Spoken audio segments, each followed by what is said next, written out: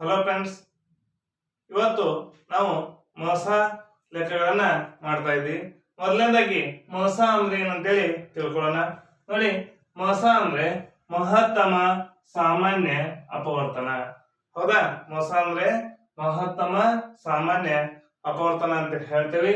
ನೋಡಿ, ಈ ಮೋಸ ಲೆಕ್ಕಕ್ಕೆ ಇಂಗ್ಲಿಷ್ ನಲ್ಲಿ ಏನ್ ಹೇಳ್ತಾ ಇದ್ದಾರೆ ಅಂದ್ರೆ HCF ಏನ್ ಹೇಳ್ತಾ ಇದೀವಿ, HCF.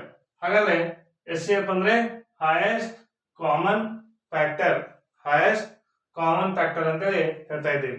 ಇವತ್ತು ಈ ಎರಡು ಲೆಕ್ಕಗಳ ಒಂದು ಮೋಸವನ್ನ ಕಂಡುಹಿಡಿಯೋಣ. ಹೌದಾ? 8 ಮತ್ತು 10ರ ಮೋಸ ಲೆಕ್ಕಗಳನ್ನ ಕಂಡುಹಿಡಿಯೋಣ. ನೋಡಿ, ಇಲ್ಲಿಯೂ ಕೂಡ ನಾವು 2-3 ವಿಧಾನಗಳನ್ನ ಬಳಸ್ತಾ ಇದ್ದೇವೆ. ಅದರಲ್ಲಿ ಒಂದನೇ ವಿಧಾನ ಯಾವುದಂದ್ರೆ ಅಪವರ್ತನಗಳ ಪಟ್ಟಿ ಮಾಡುವ ಮೂಲಕ. ಹೌದಾ?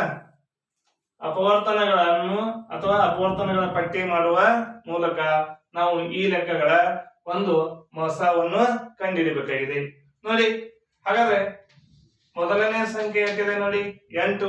ಹಾಗಾದ್ರೆ 8ರ ಒಂದು ಅಪವರ್ತನಗಳನ್ನ ಪಟ್ಟಿ ಮಾಡಬೇಕು.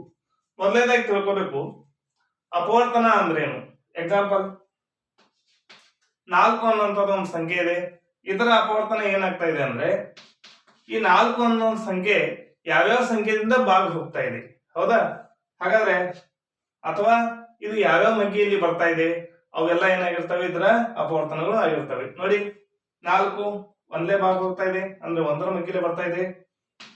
2 ಎರಡನೇ 4, ಆಮೇಲೆ 4 ಒಂದೇ 4. ಹಾಗಾದ್ರೆ 1 2 4.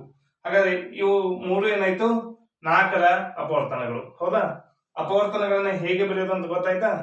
ಅದೇ ರೀತಿಯಾಗಿ ಇವುಗಳ ಅಪವರ್ತನ ಬರೆದು ನಾವೇನ್ ಮಾಡೋಣ, ಮೋಸವನ್ನು ಕಂಡುಹಿಡಿಯೋಣ.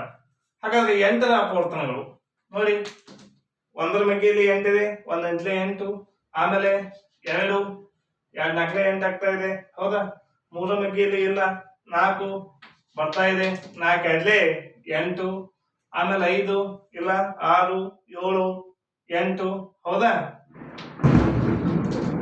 8 ಒಂದ್ಲೆ 8. ಹೌದಾ? ಏನಾಯ್ತು, 8 ಒಂದ್ಲೆ 8. ಈಗ ನೋಡಿ, 10 ಇದೆ. 10ರ ಒಂದು ಅಪವರ್ತನಗಳನ್ನ ತಿಳ್ಕೊಳ್ಳೋಣ. 1, ಆಮೇಲೆ 2, ಆಮೇಲೆ 5, ಆಮೇಲೆ 10. ಹಾಗಾದ್ರೆ 1 2 5 10 ಏನಾಯ್ತು, 10ರ ಅಪವರ್ತನಗಳು ಆದವು. 1 2 4 8 ಏನಾಯ್ತು, 8ರ ಅಪವರ್ತನಗಳು ಆದವು. ಇದಾದ್ಮೇಲೆ ನಾವು ಇವುಗಳಿಂದ ಏನ್ ಬರೀಬೇಕು, ಸಾಮಾನ್ಯ ಅಪವರ್ತನಗಳು. ಸಾಮಾನ್ಯ ಅಪವರ್ತನಗಳಂದ್ರೆ ಎರಡೂ ಕಡೆ ಸೇಮ್ ಇರಬೇಕು. 1 1 2 2 ಸಾಮಾನ್ಯವಾಗಿದೆ. ಹೌದಾ? 1 2 ಸಾಮಾನ್ಯವಾಗಿದೆ. ಹಾಗಾದ್ರೆ ಇವುಗಳಲ್ಲಿ ಮೋಸ ಯಾವುದು ಅಂತಂದ್ರೆ ಇವುಗಳಲ್ಲಿ ಯಾವುದು ದೊಡ್ಡದಿರ್ತದೆ ಅದೇನಾಗಿದೆ, ಇವುಗಳ ಮೋಸ. ಹಾಗಾದ್ರೆ ಎಷ್ಟಾಯ್ತು, ಮೋಸ = 2. ಮೋಸ ಎಷ್ಟಾಯ್ತು, 2. ಈಗ ನೋಡಿ, ಇದೇ ರೀತಿಯಲ್ಲಿ ಇವುಗಳ ಒಂದು ಲೆಕ್ಕವನ್ನು ಮಾಡೋಣ. ಮೊದಲನೇದಾಗಿ 20ರ ಒಂದು ಅಪವರ್ತನಗಳನ್ನ ಪಟ್ಟಿ ಮಾಡೋಣ.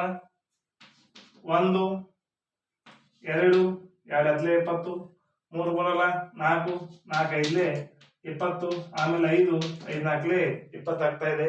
6 ಇಲ್ಲ, 7 ಇಲ್ಲ, 8 9 10 10 ಬರ್ತಾ ಇದೆ. 10 2 20, ಆಮೇಲೆ 21 20. ಹೌದಾ? ಆಮೇಲೆ ನೋಡಿ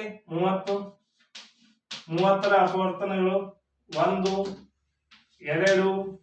ಆಮೇಲೆ 3 10 30, 3 5 6 30, 6 5 30, ಆಮೇಲೆ ಯಾವ ಮಗ್ಗಿಲೆ ಬರ್ತಾ ಇದೆ, 10. ಹೌದಾ? ಆಮೇಲೆ 15, ಆಮೇಲೆ 30. ಹಾಗಾದ್ರೆ ಎರಡು ಕಡೆ ಸೇಮ್ ಆಗಿದೆ. 1 1 2 2 5 5, ಆಮೇಲೆ 10 10. ಹೌದಾ? ಸಾಮಾನ್ಯ ಅಪವರ್ತನಗಳು ಯಾವುವು, 1 2 5 ಮತ್ತು 10 ನೋಡಿ. ಸಾಮಾನ್ಯ ಅಪವರ್ತನಗಳನ್ನ ಬರೆದಾಗ ಇದರಲ್ಲಿ ಯಾವುದು ದೊಡ್ಡದಿರ್ತಲ್ಲ ಅದೇನಾಗಿದೆ ಮಸ ಆಗಿದೆ. ಹಾಗಾದ್ರೆ ಮಸ ಎಷ್ಟಾಯ್ತು 10. ಹಾಗಾದ್ರೆ 20 ಮತ್ತು 30ರ ಮಸ ಎಷ್ಟಾಯ್ತು 10. 8 ಮತ್ತು 10ರ ಮಸ ಎಷ್ಟಾಯ್ತು 2. ಈ ರೀತಿಯಾಗಿ ಮಸ ಲೆಕ್ಕಗಳನ್ನು ನಾವು ಇವತ್ತು ಕಂಡುಹಿಡಿದಿದ್ದೇವೆ. ಈ ವಿಡಿಯೋ ನಿಮ್ಗೆ ಇಷ್ಟ ಆದ್ರೆ ಲೈಕ್ ಮಾಡಿ, ಶೇರ್ ಮಾಡಿ, ಸಬ್ಸ್ಕ್ರೈಬ್ ಮಾಡಿ. Thank you.